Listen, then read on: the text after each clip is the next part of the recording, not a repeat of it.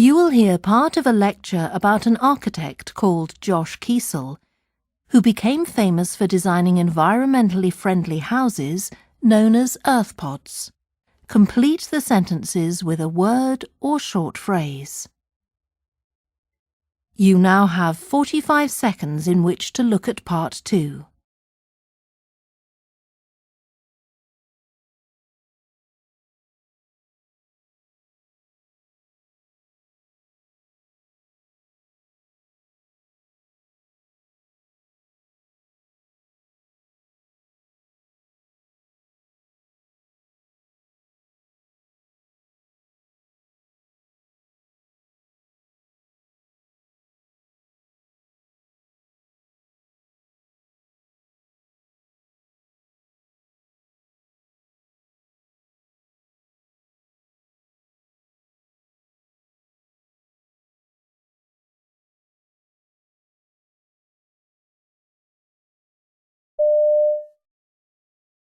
I want to start this talk on alternative house design by telling you a little about a man called Josh Kiesel, who has been a proponent of what he refers to as radically successful living for many years.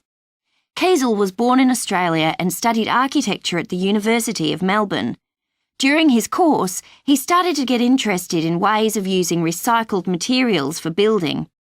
After graduating in 1982, he followed up this interest, and very soon he had a moment of inspiration which has influenced his entire career.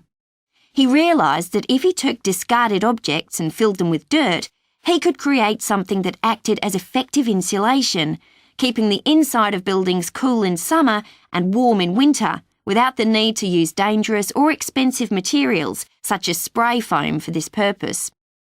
Kiesel then started to use this technique to build houses, which he called earth pods. These are all built from things which would otherwise be thrown away. So, for example, in the first house he built, he constructed the walls by collecting together old cans and wiring them together to act as bricks. Later, Kiesel used other materials such as sandbags. Soon he was building and selling his experimental homes, at the same time continuing to develop his techniques.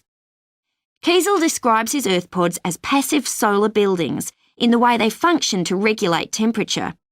Apparently, the thick walls of the houses absorb heat from the sun during the day when the weather is warm and then slowly release it at night and during colder seasons, so they act as storage heaters. This is quite different from using conventional fossil fuels such as oil or gas for central heating, as it is a sustainable system with no harmful byproducts. Kiesel is proud of his building's green credentials. He says that his earth pods are off the grid, meaning they've got no power lines coming in and no energy being used, but he says they're still extremely comfortable to live in. At first, he only built earth pods in Australia, but soon people in other countries got interested in what he was doing.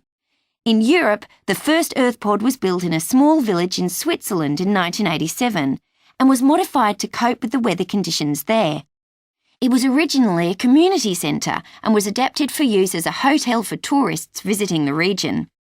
As well as having to consider local conditions, Kiesel also has to bear other factors in mind.